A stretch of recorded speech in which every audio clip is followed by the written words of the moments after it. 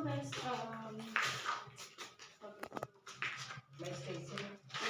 dito naman sa part na to, ito po yung video ko na may isang viewer ako na nakanotice na sa background ng video ko, may mga batang naglalaro or nagtatawanan.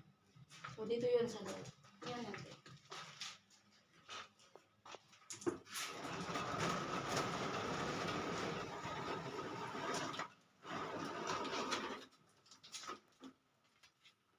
Blackboard pala to. Ayan, so ganito po yung itsura niya guys. Ito yung itsura niya na maliwanag pa.